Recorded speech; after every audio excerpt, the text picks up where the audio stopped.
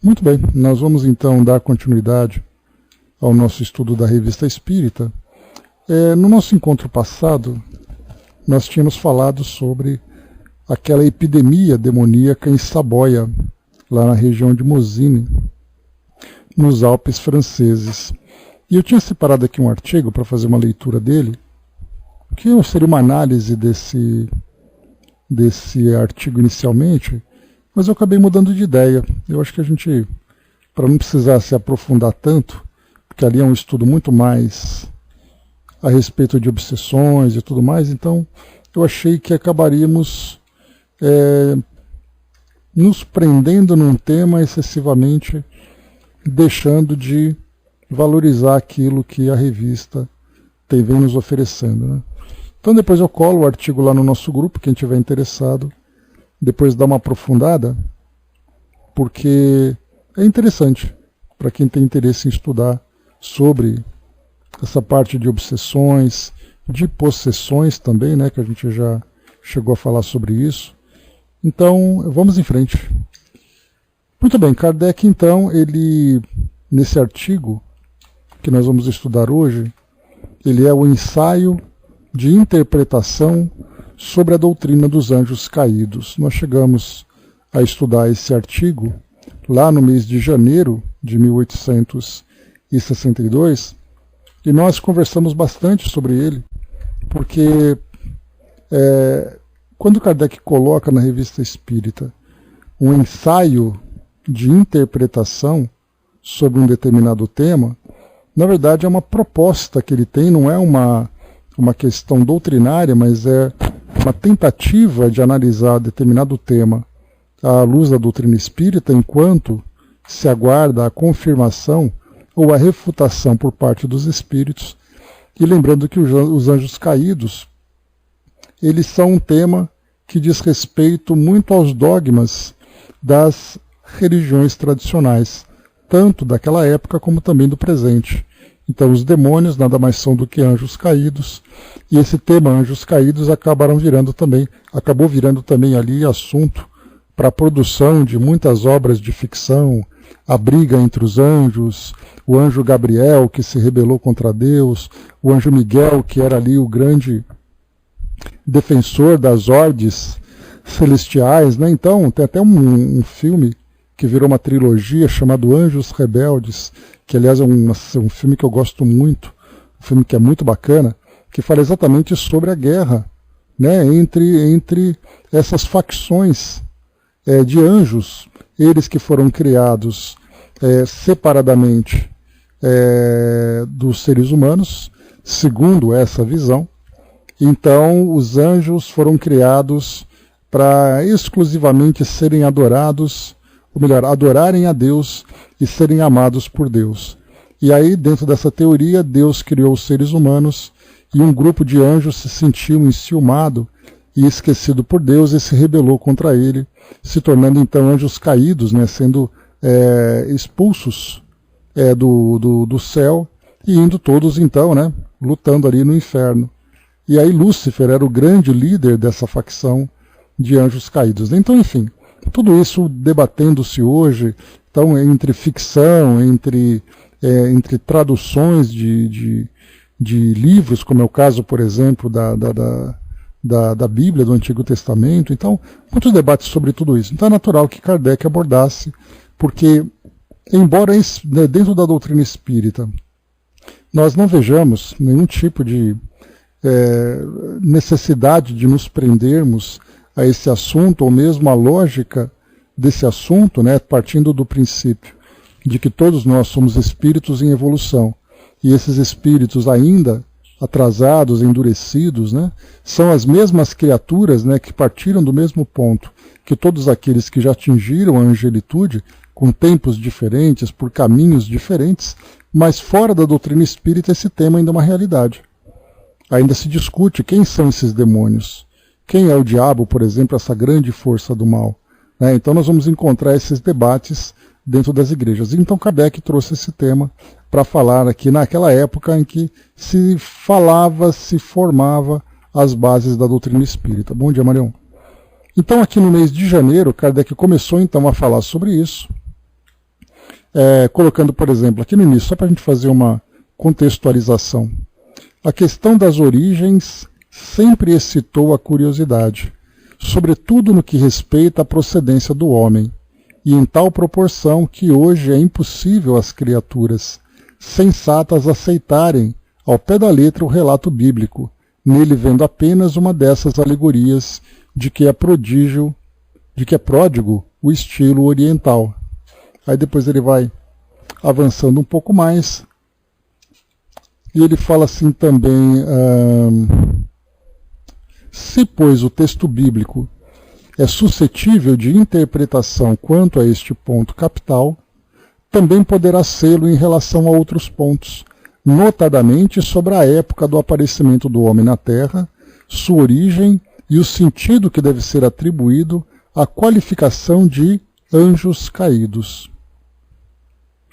Como o princípio das coisas está nos segredos de Deus, que nolo não revela senão à medida que julga conveniente, ficamos seduzidos a conjecturas. Muitos sistemas foram imaginados para resolver essa questão, mas nenhum até hoje satisfaz completamente a razão. Tentaremos também levantar uma ponta do véu. Seremos mais felizes do que os nossos antecessores? Ignoramo-lo. Só o futuro dirá. A opinião que apresentamos é, pois, uma opinião pessoal. Parece concordar com a razão e a lógica, o que, aos nossos olhos, lhe dá certo grau de probabilidade. Depois aqui ele continua desenvolvendo as suas ideias, né? Bom dia, abraço. Uma nota de rodapé desse artigo, lá então em janeiro de 1862, diz assim: nota do tradutor. Essa teoria é aqui apresentada como simples hipótese e a título de ensaio, tendo em vista provocar o exame da questão. Faltava então a Allan Kardec elementos bastantes para uma afirmação peremptória. Mais tarde, já havendo passado pela prova do controle universal, foi ela inserida em A Gênese capítulo 11, item 43 e seguintes, integrando definitivamente o corpo doutrinário do Espiritismo. É por isso que dissemos na introdução do volume 1, 1858, nota do tradutor, que a Revista Espírita era uma espécie de tribuna livre na qual Allan Kardec sondava a reação dos homens e a impressão dos espíritos acerca de determinados assuntos, ainda hipotéticos e mal compreendidos, enquanto lhes aguardava a confirmação. Bom dia, embaixador. Bom dia, Didman. Então, aqui, o que nós lembramos é que quando nós chegamos nesse artigo, em vez de lermos esse ensaio, nós fomos direto lá para o livro Gênesis, para o livro A Gênese. E aí lá na Gênese a gente viu as orientações dos espíritos que, claro, né, falavam sobre esses espíritos ainda nessa condição de evolução inferior, quem eles eram, que eles partiram do mesmo ponto, que não se diferenciavam dos espíritos considerados angelicais, já que todos nós seguimos nessa mesma trajetória, apenas temos graus diferentes de evolução. Então nós passamos direto para o livro A Gênese, nós nem passamos aqui para não ficar, entre aspas, né, debatendo o sexo dos anjos, ou aqui debatendo, né, a queda dos anjos, enquanto que os espíritos já tinham trazido orientações mais objetivas a esse respeito. Aqui então no mês de abril, agora onde nós estamos, deixa eu só chegar aqui na página, é onde nós estamos, depois de nós lermos sobre aquela epidemia demoníaca de Saboia, né, em Kardec falava sobre os processos de subjugação, que inclusive nós lembramos, né, que nessa época Kardec ainda tinha aquela visão, porque os espíritos disseram a ele que o processo obsessivo ele se dá de três formas diferentes. A obsessão simples, a subjugação e também a fascinação. Então, quando Kardec perguntava se havia possessão, os espíritos negaram. Porém, através dos seus estudos, depois ele vai confirmar isso na Revista Espírita, e depois ele fixa isso lá no livro A Gênese, ele vai falar que, de fato, apesar dos espíritos terem dito que não havia esse tipo de domínio dos espíritos sobre o encarnado, ele coloca então que foi comprovado através desses eventos que de fato existe possessão. Então houve, como a gente conversou, uma mudança de elemento doutrinário pela observação, mostrando ali a capacidade que a doutrina espírita tem de evoluir nos seus estudos, evoluir nos seus conceitos. Então aquilo que inicialmente era afirmado, depois com o passar do tempo, a doutrina espírita, como o Kardec coloca, né, acho que no próprio livro A Gênese, né, de par a par com a ciência, o espiritismo vai evoluindo, né, sem qualquer tipo de constrangimento nesse sentido.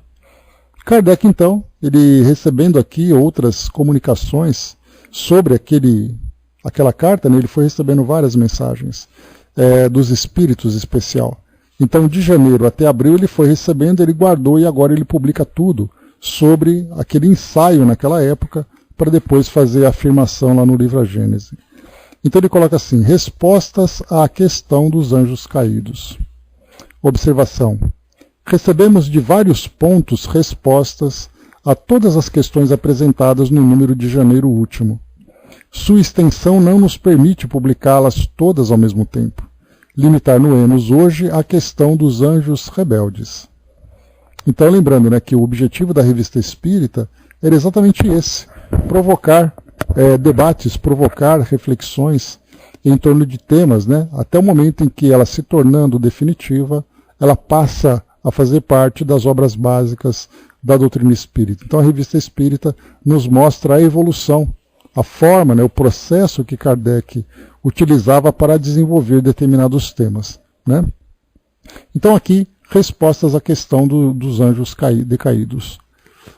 Aqui o Brás colocou: creio que o espírito se refere que a possessão é temporária e não definitiva. Na verdade, eles afirmaram que não existe possessão, Brás. Por isso que Kardec ele manteve essa posição até quando, através da observação, ele percebeu e dizendo que de fato existe possessão, né, independente do tempo. O que ele fala é do processo em si, né? Quando a gente chegar no ponto, a gente vai poder detalhar um pouquinho mais esse assunto, né? Mas os espíritos disseram: não existe possessão, o que existe é uma subjugação. Aí depois ele diz: não, de fato existe possessão. E isso tudo girou em torno dessa observação dele a respeito dessas epidemias que aconteceram, principalmente em Mosinee, tá, lá na França.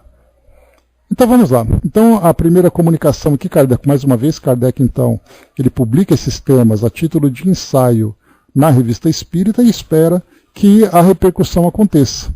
E aí nesse caso nós tivemos aqui, como ele coloca, várias comunicações que vieram do plano espiritual, de vários locais, né, como ele colocou, recebemos de vários pontos respostas a todas as questões apresentadas. Então a ideia é exatamente essa: lançar, e através dessas comunicações ele vai formando então uma unanimidade, uma uniformidade nas respostas, para poder depois confirmar. Por isso que existe o controle universal do ensino dos espíritos, né, dos ensinos dos espíritos.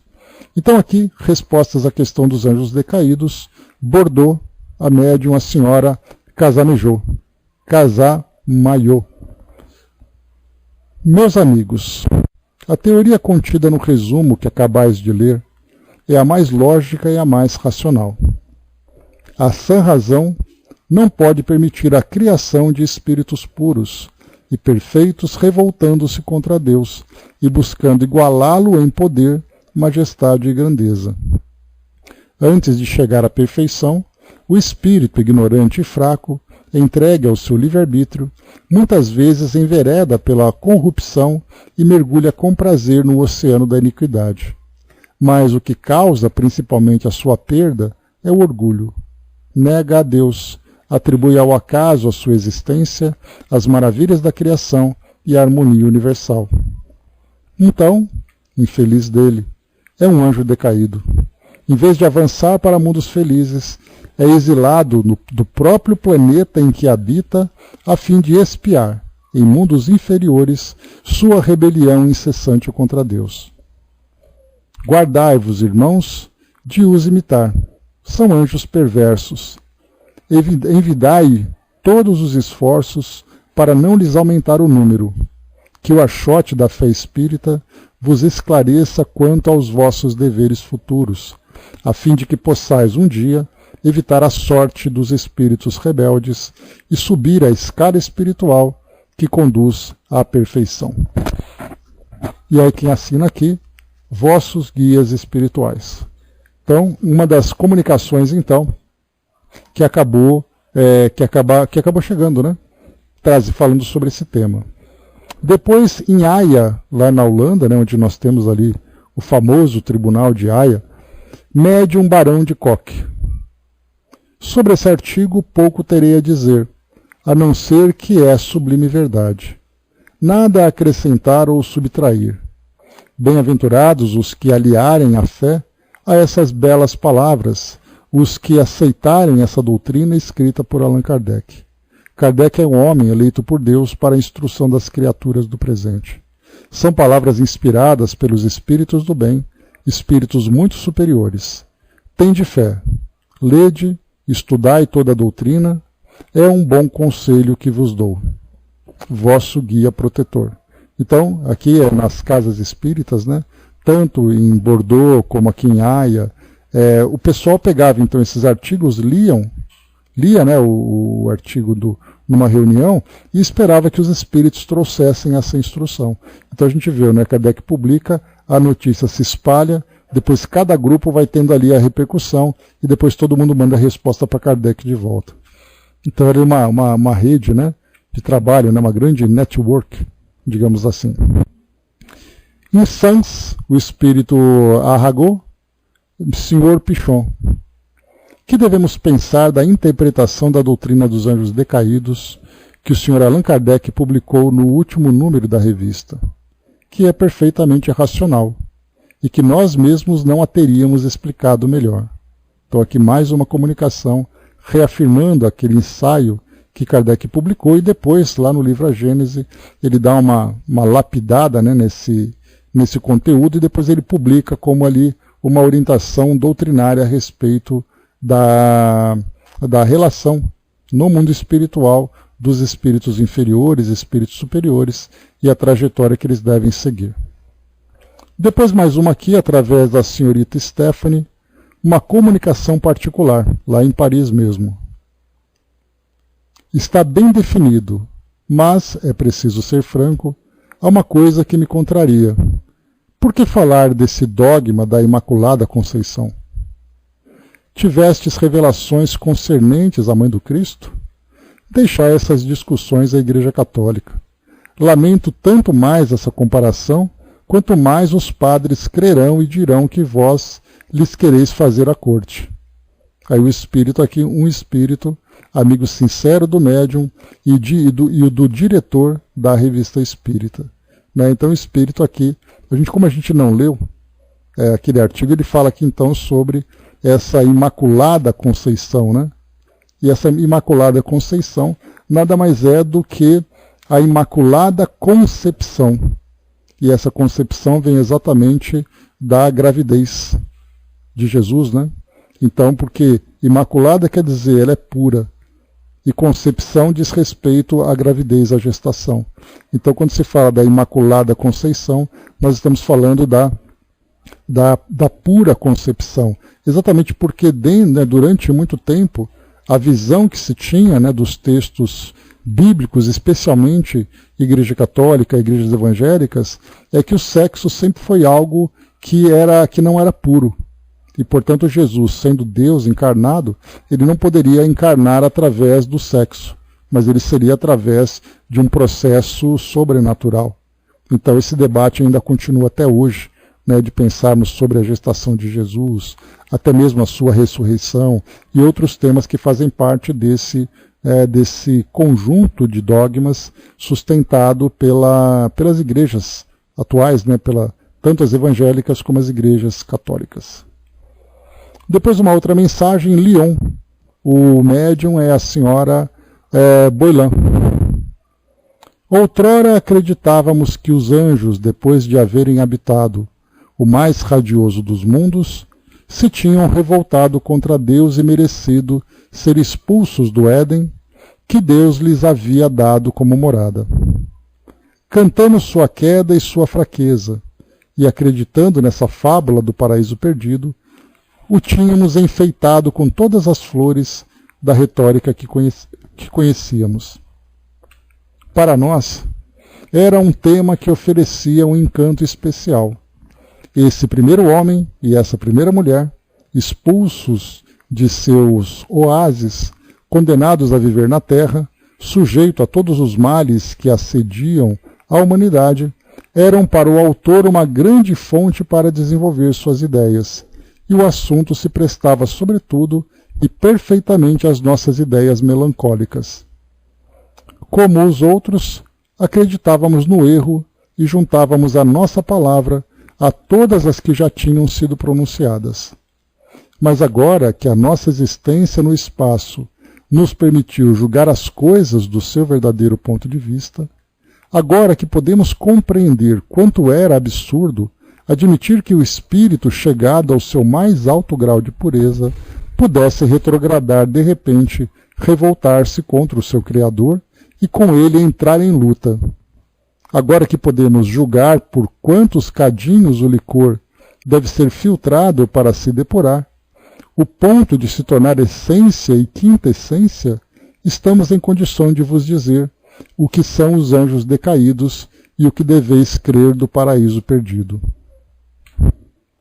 Em sua imutável lei do progresso, quer Deus que os homens avancem incessantemente, de século em século, em épocas por ele determinadas.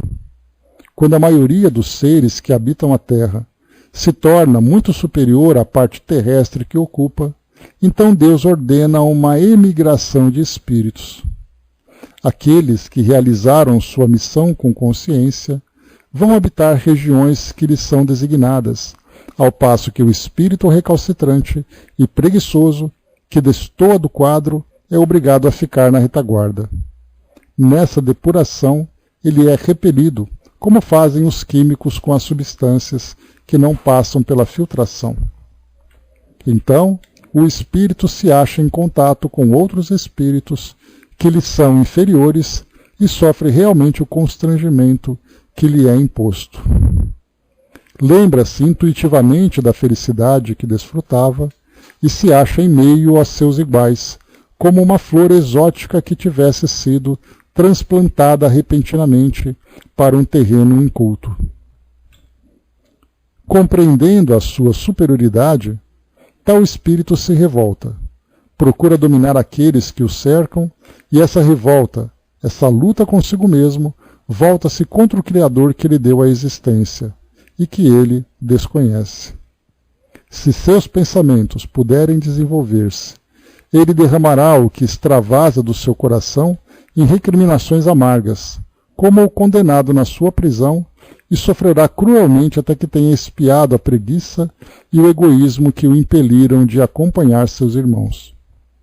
Eis, meus amigos, quais os anjos decaídos, e por que todos lamentam a perda de seu paraíso. Tratai, pois, por vossa vez, de vos apressar, a fim de não serdes abandonados quando soar o sinal de retorno. Lembrai todos que vos deveis a vós mesmos. Dizei que vós sois vós, e que tendes o vosso livre-arbítrio. Essa personalidade do Espírito vos explica porque o filho de um homem sábio muitas vezes é um idiota, e porque a inteligência não pode transformar-se em morgadio. Um grande homem bem poderá dar à sua progenie os contornos de sua fisionomia, mas jamais lhe transmitirá o seu gênio. E podeis estar certos de que todos os gênios que manifestaram os seus talentos entre vós eram filhos de suas próprias obras, porquanto, como disse um grande sábio, é que as mães dos Patai, dos Letrone e do grande Arragô criaram esses homens excepcionais muito inocentemente. Tá? Pessoal, me dá só um instantinho. Vou precisar aqui de um segundinho para resolver uma coisa aqui rapidão. Peraí. Muito bem, então a gente estava lendo aqui. Tá. Então ele coloca assim, né, nessa frase. É que as mães dos Patai, dos Letrone e do grande Aragô criaram esses homens excepcionais muito inocentemente.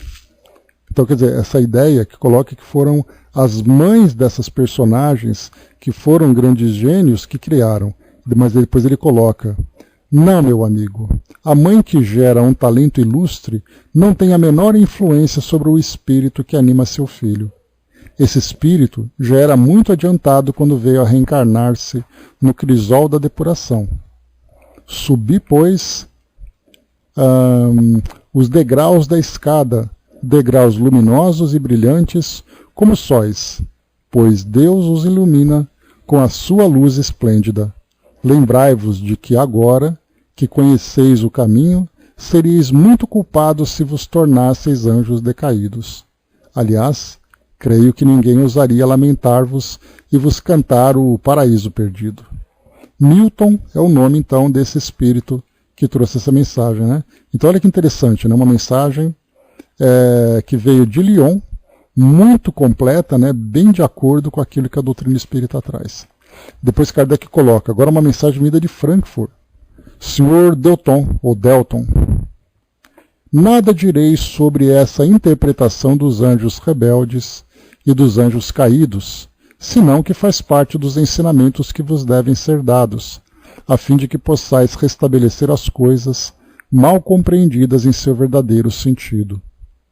Não penseis que o autor do artigo tenha escrito sem assistência, como ele mesmo imaginou. Julgou emitir suas próprias opiniões, razão porque ficou desconfiado, quando, na realidade, apenas deu forma às ideias que lhes eram inspiradas.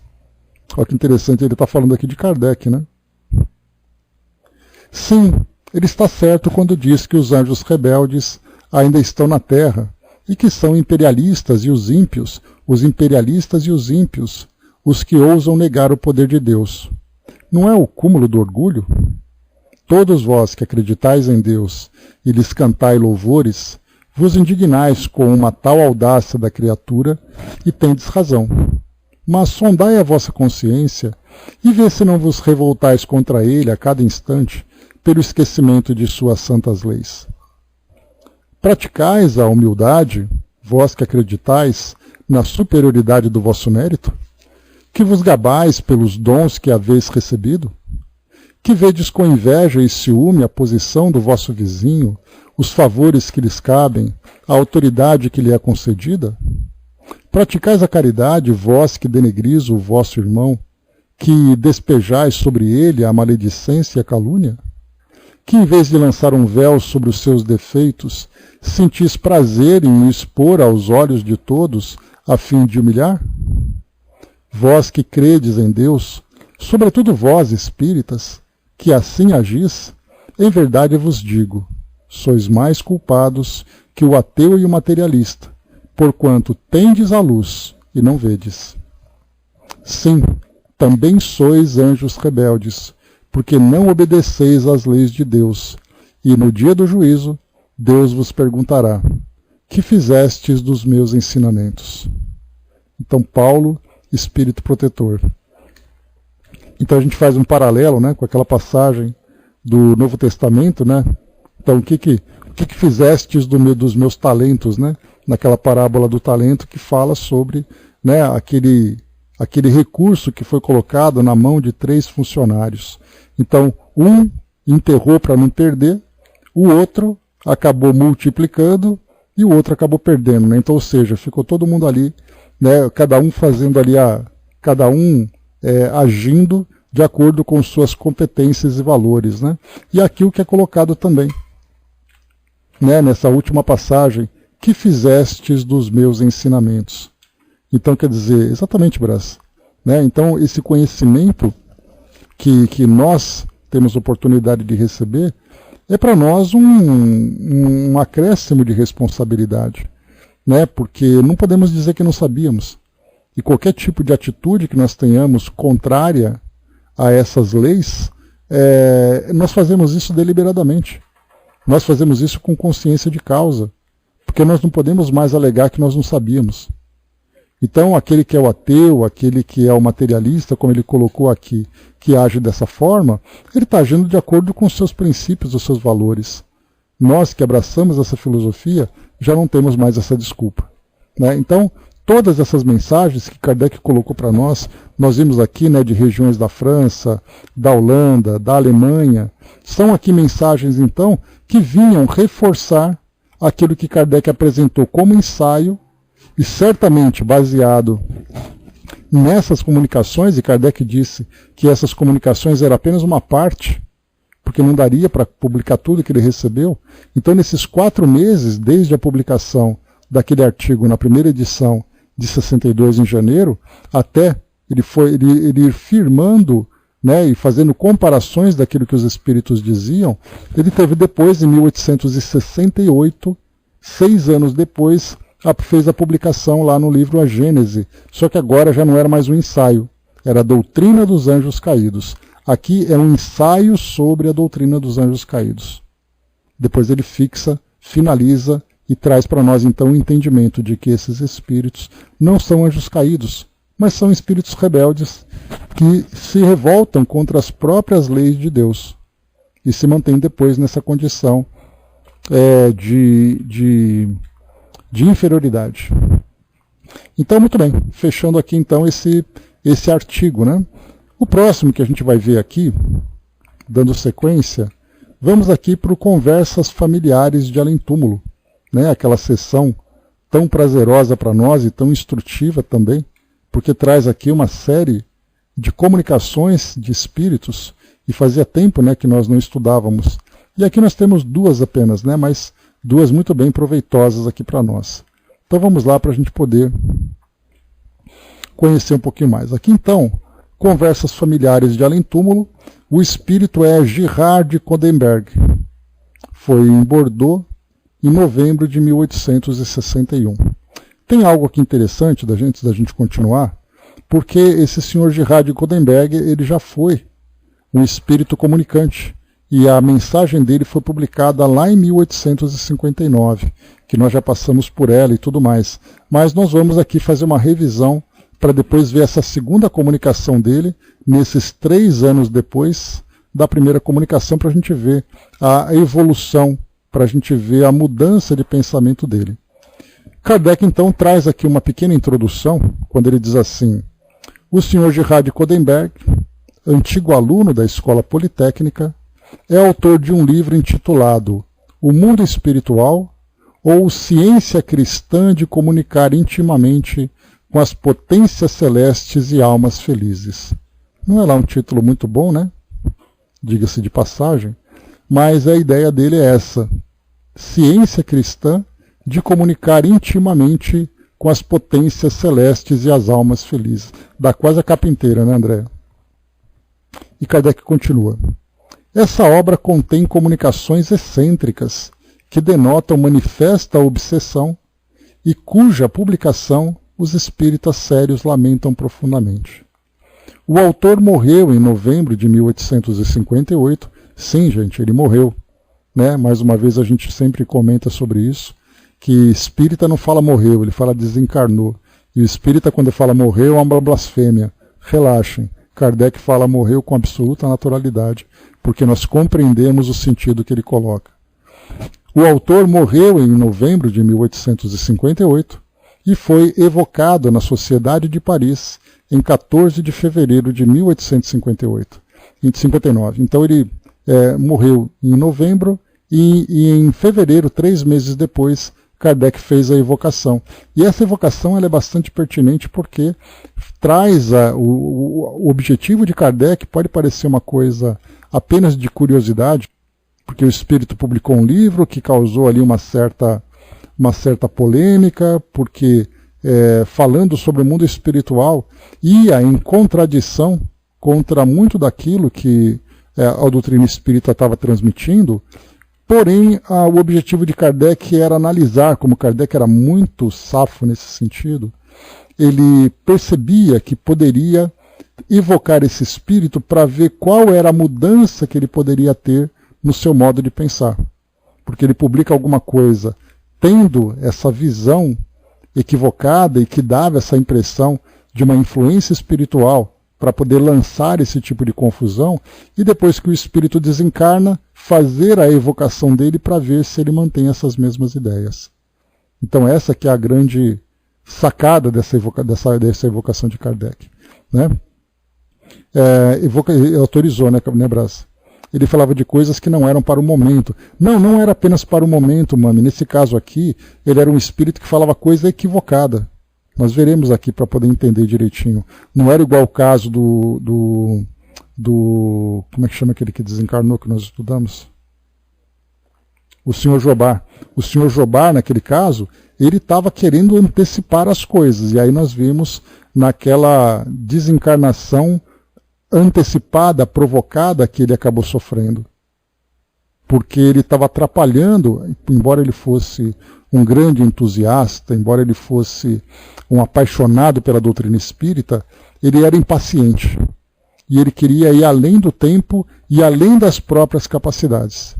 Então ele acabou se tornando ali um obstáculo para o desenvolvimento natural da doutrina espírita. Agora aqui nesse caso não, nesse caso ele passa a coisa errada. Nós veremos aqui algumas delas. A André colocou, ele morreu em novembro e foi evocado em janeiro. Não, novembro e fevereiro, André, 3 meses depois. Tá? Novembro de 58, dezembro, janeiro, fevereiro de 59, ele foi evocado. A evocação que se segue foi feita em Bordeaux em novembro de 61. A coincidência das duas evocações é digna de nota. Então, que interessante. Em novembro ele foi evocado por Kardec, lá na Sociedade Parisiense, e depois em fevereiro, em fevereiro ele foi evocado, e agora em novembro de 61, portanto ali quase 3 anos depois, ele foi evocado em Bordeaux. Sei lá, o pessoal de Bordeaux achou interessante fazer uma evocação deles, né, já porque dá para perceber aqui que eles estavam muito ligados, né, na evolução, no desenvolvimento da doutrina espírita, estudando e colocando em prática, né, esses trabalhos experimentais. Então, vendo aquele espírito que em 59 falava sobre a obra equivocada que ele tinha publicado, eles pensaram, depois de 3 anos, vamos chamar ele de novo para ver o que ele fala agora. Porque ele não precisa de autorização. Não precisa chegar e dizer assim, olha, senhor Monsieur Kardec, a gente pode fazer a evocação dele? Eles simplesmente evocaram, vamos conversar novamente com ele. E aí então, quando eles receberam essa comunicação, mandaram para a revista e Kardec então publica e faz também uma comparação sobre o conteúdo que ele tinha apresentado e esse conteúdo 3 anos depois. Então, antes da gente entrar nessa parte, vamos lá para 1859. Não é uma comunicação grande, mas vamos aqui então para a gente poder entrar aqui no contexto do que ele tinha colocado. Então aqui o senhor Gerhard Codenberg, antigo aluno da Escola Politécnica, membro de várias sociedades científicas, autor de um livro intitulado, ele coloca o nome aqui em francês e eu não vou pagar esse mico, mas a gente vai falar em português de novo. Cadê aqui? Peraí. O mundo espiritual ou ciência cristã de comunicar intimamente com as potências celestes e as almas felizes. Falecido em novembro de 58, foi evocado na sociedade a 14 de janeiro seguinte. Aqui foi colocado aqui janeiro. O outro aqui foi colocado em fevereiro. Então, vai com Deus, braço. Então, Kardec aqui acabou se equivocando aqui, né? Foi em janeiro, na verdade. 2 meses depois, e não 3 meses. Então, vamos lá. Evocação. Eis-me aqui, que quereis? Compareceis de boa vontade ao nosso apelo? Sim. Podeis dizer-nos o que pensais atualmente do livro que publicastes? Cometi alguns erros, mas há nele coisas boas e sou levado a crer que vós mesmos concordaríeis com o que ali eu disse sem qualquer receio de lisonjear-me. Então a gente só vai ler aqui mesmo para a gente poder ir lá direto para o artigo atual. Dizeis principalmente que tivestes comunicações com a mãe do Cristo. Vedes agora se era realmente ela? Não, não era ela, mas um espírito que tomava seu nome. Com que objetivo esse espírito lhe tomava o nome? Ele me via seguir o caminho do erro e aproveitava para me comprometer ainda mais. Era um espírito perturbador, um ser leviano, mais propenso ao mal que ao bem. Sentia-se feliz por ver a minha falsa alegria. Eu era o seu joguete, como muitas vezes vós outros o sois de vossos semelhantes. Dotado de inteligência superior, como não percebestes o ridículo de certas comunicações? Eu estava fascinado e julgava bom tudo quanto me diziam. Aqui a gente não tem o livro, né? Mas dá para perceber que Kardec fala pelo tom, né, que eram erros grosseiros, eram absolutas fantasias do mundo espiritual, né? Não julgais que essa obra possa fazer mal no sentido de prestar-se ao ridículo em relação às comunicações de além-túmulo? Nesse sentido, sim. Mas eu disse também que há coisas boas e verdadeiras, que, sob outro ponto de vista, impressionam os olhos das massas. Mesmo naquilo que nos parece mal, muitas vezes encontramos uma boa semente. Aqui interessante a comunicação de Kardec, né? A pergunta de Kardec é: não julgais que essa obra possa fazer mal no sentido de prestar-se ao ridículo em relação às comunicações de além-túmulo? Essa pergunta é bastante profunda, porque muitas vezes, lendo um livro que traz comunicações, e quando você lê essas comunicações, você acha que elas são absurdas, fantasiosas, ridículas, todas as comunicações acabam entrando nesse mesmo tacho, digamos assim, nesse mesmo cesto. Então, quer dizer, você fala, olha, eu tenho uma comunicação séria, e eu li um livro de comunicação que é uma porcaria. Então a sua também é. Então isso acaba fazendo um desserviço para as comunicações. E a doutrina espírita, ela enfrenta com muita frequência isso, principalmente nas épocas atuais, em que nós encontramos tantas e tantas publicações de livros mediúnicos. Falamos sobre isso ontem, a diferença entre romance espírita e um romance mediúnico. O espírita, ele é analisado, ele é comparado com as bases doutrinárias para ter um objetivo de instrução, enquanto que um livro mediúnico, ele é um espírito que ditou, um médium que recebeu, fez a publicação e o livro está aí. Muitas vezes com erros grosseiros doutrinários. Então, quer dizer, por um erro doutrinário você acaba condenando várias verdades que são importantes. Né? Então, Kardec, quando ele coloca isso a respeito das comunicações em geral de além-túmulo, ele não fala de um tema específico, mas das comunicações em si. Se é um livro com tantas comunicações equivocadas, significa que a própria doutrina espírita foi colocada em xeque nesse momento, já que ela é elaborada a partir de comunicações de além-túmulo. Pergunta 8. Vai com Deus, Andréia. Beijo, bom fim de semana. Aproveita bastante a festa amanhã, hein? Sois mais feliz agora do que quando vivíeis?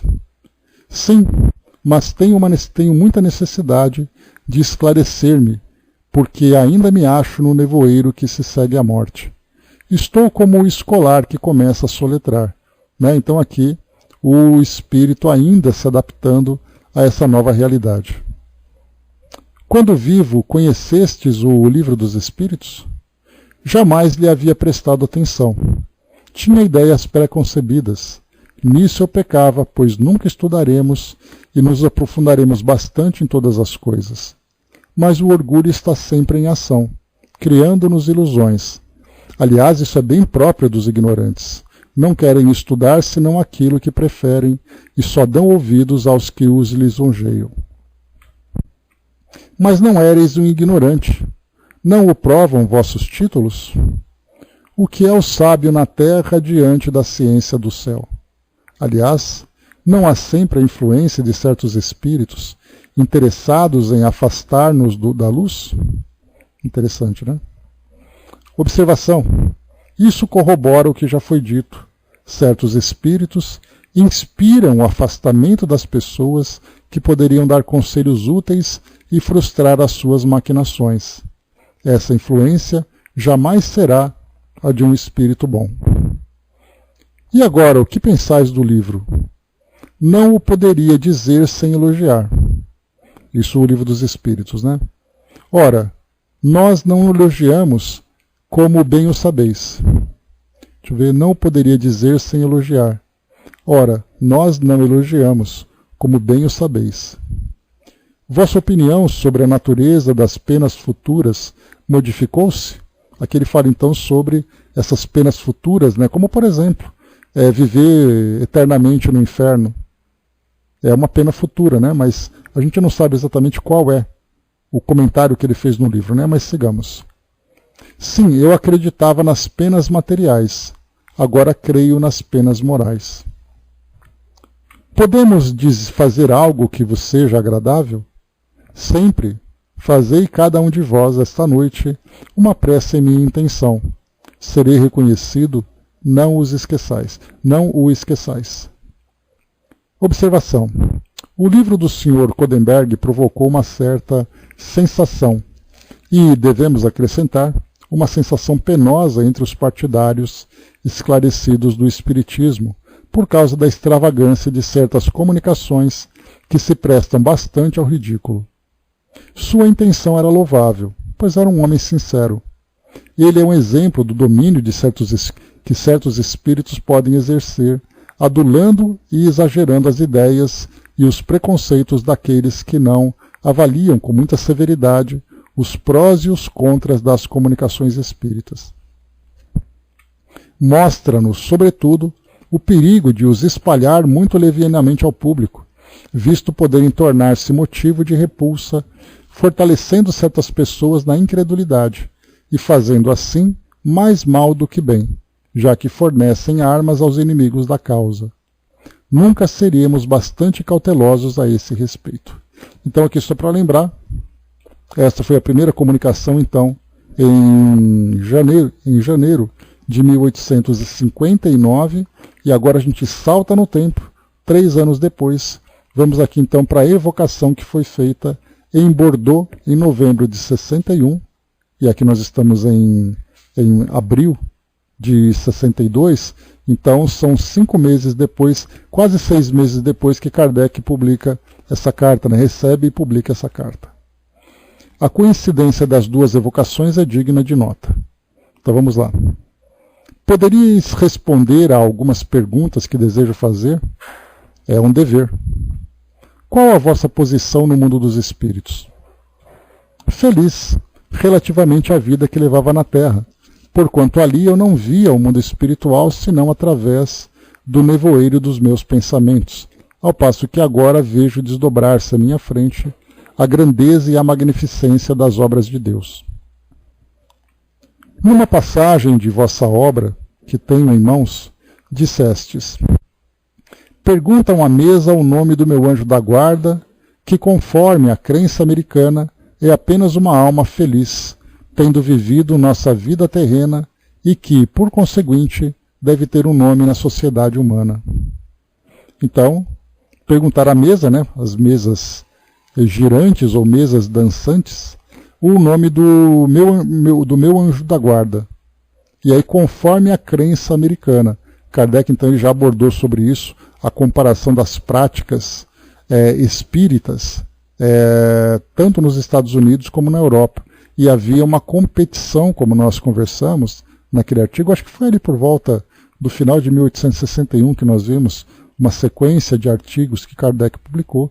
E ele falava então dessa disputa, dessa rixa que havia entre europeus e norte-americanos, principalmente porque os norte-americanos se consideravam ali médiuns muito mais capacitados de provocar grandes fenômenos, enquanto que na Europa, especialmente ele coordenado pela sociedade parisiense, as mensagens eram essencialmente morais, porque Kardec já considerava, através ali até mesmo do amadurecimento das relações, do entendimento que ele tinha do propósito real da doutrina espírita, que não era fazer com que a relação com o mundo espiritual fosse uma relação de espetáculos, mas fosse uma relação de instrução, de moralização, de fundamentação da doutrina, enquanto que nos Estados Unidos eles estavam preocupados com os fenômenos. Então, se tinha aquele médium que psicografava uma mensagem moral, se comparado com um médium que provocava grandes fenômenos físicos, esses de fenômenos físicos chamava muito mais atenção.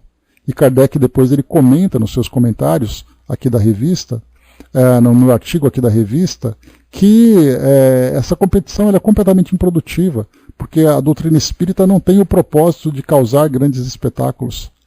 O propósito dela é reformar, é transformar a humanidade. Então, por isso que ele coloca aqui, perguntam a crença ao nome do meu anjo da guarda, que conforme a crença americana, é apenas uma alma feliz. Quer dizer, esse anjo da guarda é apenas uma alma feliz? Ainda acontece, Angelina, acontece de fato.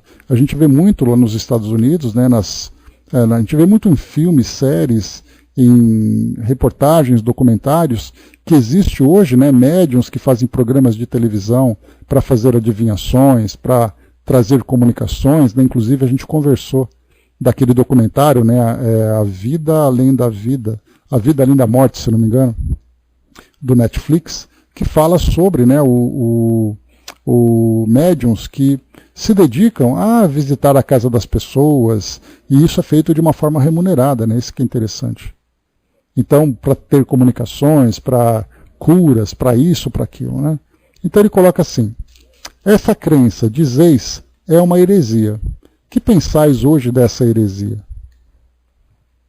Disse-vos que tinha visto mal, porque, inexperiente na prática do espiritismo, aceitei como verdades os princípios que me eram ditados por espíritos levianos e impostores. Mas, em presença de verdadeiros e sinceros espíritas, que aqui se acham reunidos nessa noite, confesso que o anjo da guarda, ou espírito protetor, não é outra coisa não é, senão o espírito que chegou ao progresso moral e intelectual pelas diversas faces percorridas em suas encarnações nos diferentes mundos, e que a reencarnação que eu negava é a mais sublime e maior prova da justiça de nosso Pai, que está no céu e que não quer a nossa perda, mas a nossa felicidade. Então ele já está dando mais uma dica aqui, que ele então negava a reencarnação. Em vossa obra falais igualmente do purgatório. Que significado quisestes dar a esta palavra?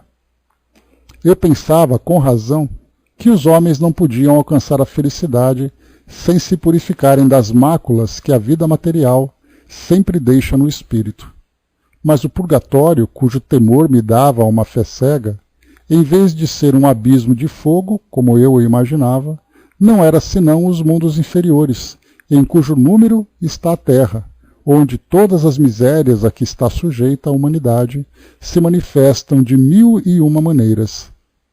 Não está aí a explicação da palavra purgare?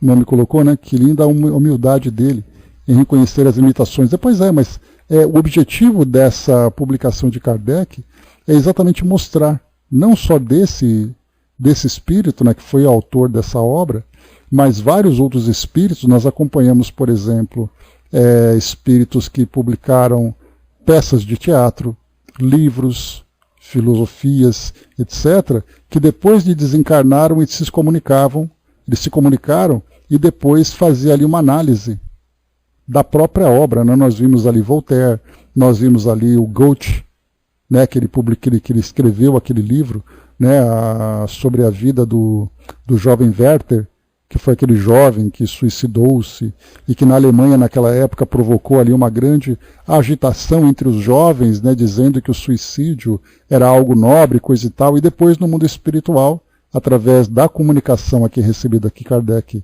publica na revista, ele se arrepende de ter feito aquilo, dizendo que aquela obra realmente foi uma obra ruim, mas enquanto ele estava encarnado, ele estava desfrutando de todo o sucesso da sua repercussão, né? Então, sempre analisando ali a evolução dos espíritos a partir da sua mudança de pensamento no mundo espiritual. Deixa eu só ver aqui.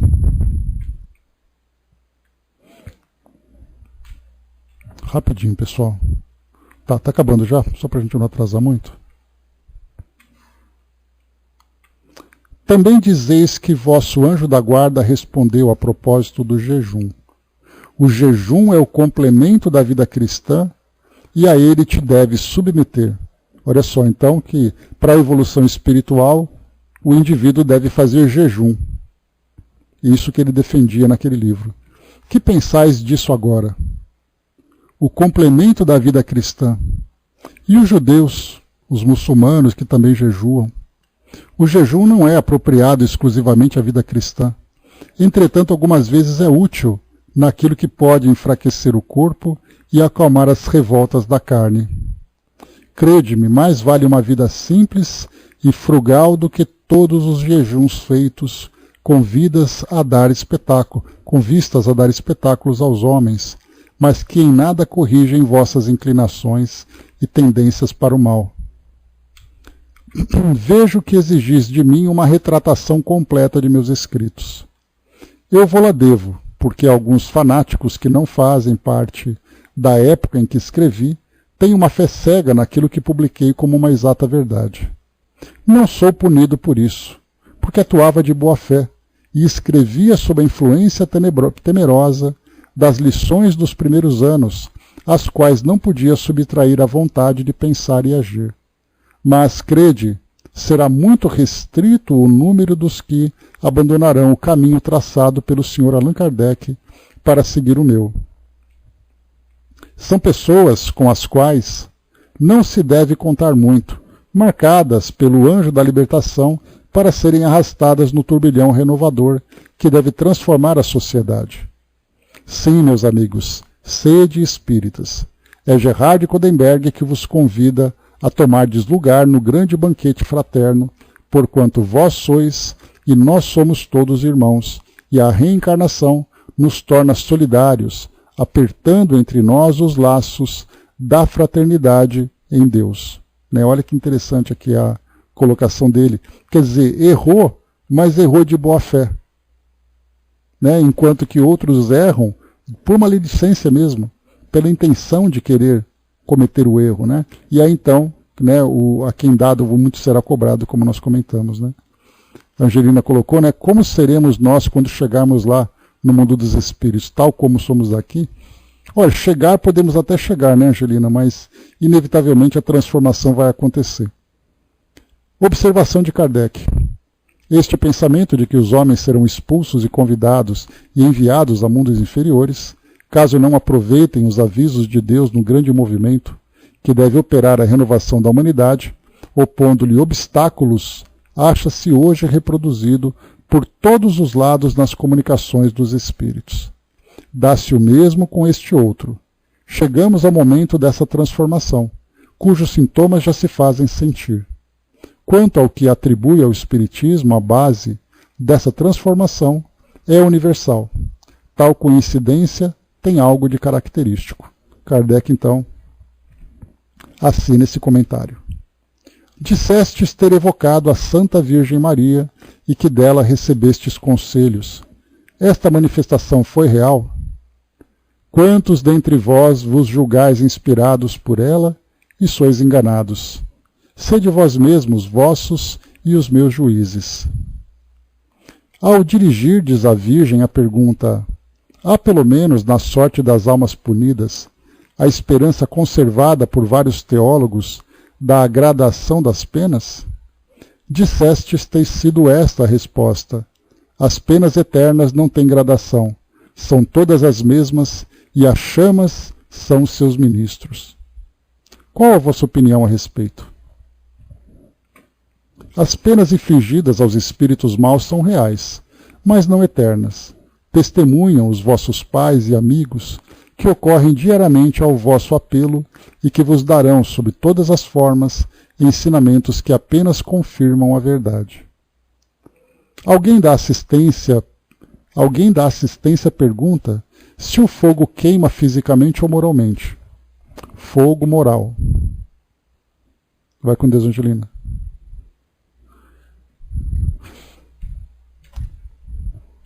Só um instantinho.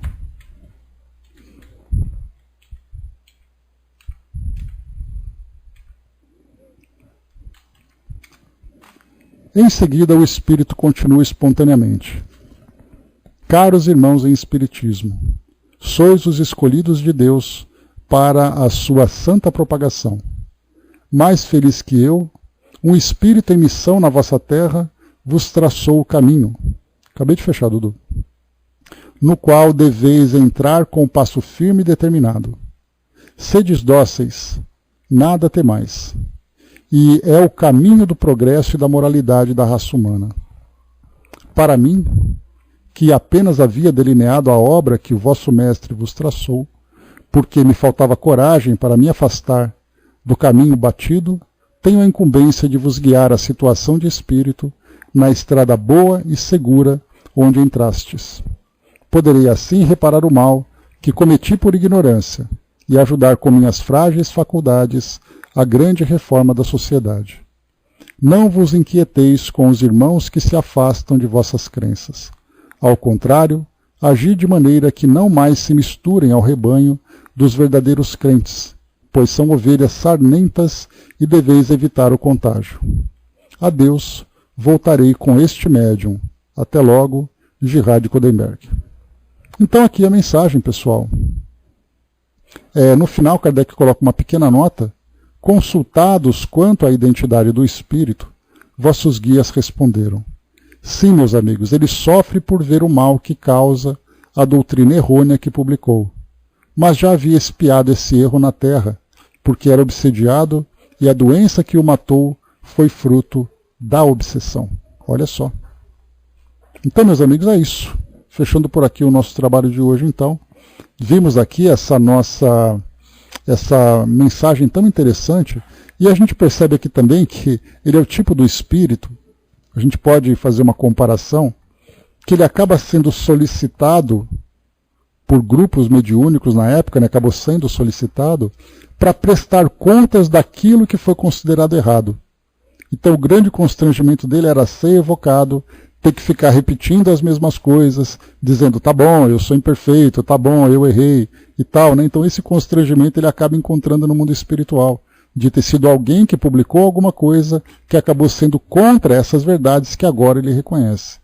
Né? Então isso também para o espírito, esse constrangimento também é uma prova difícil.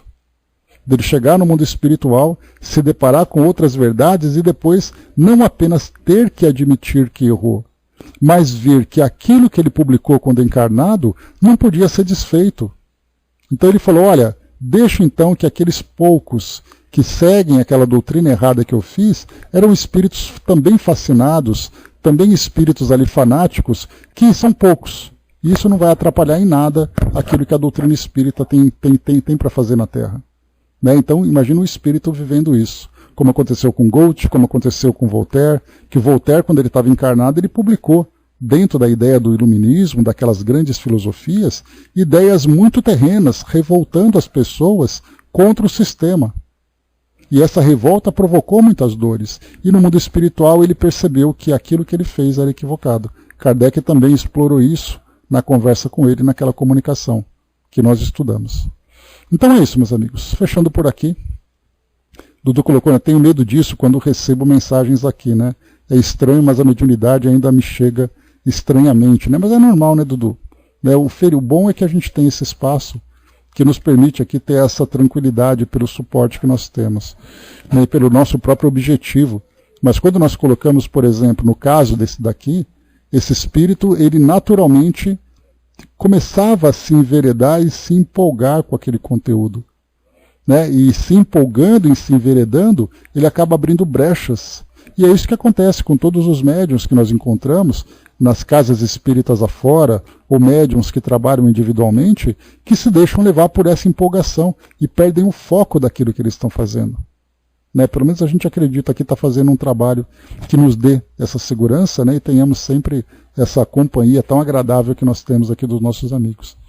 E sigamos em frente, né? Mantendo aqui o nosso objetivo sem nos desviarmos do nosso propósito. Mas é isso, meus amigos. Vamos lá, tentando sempre, né? Caindo eventualmente, mas levantando sempre também. Muito bem, fechamos por aqui. O próximo artigo que nós vamos estudar, ainda aqui no Conversas Familiares de Além Túmulo, La Bruyère. Vamos ver o que foi La Bruyère. Kardec não coloca nenhum comentário de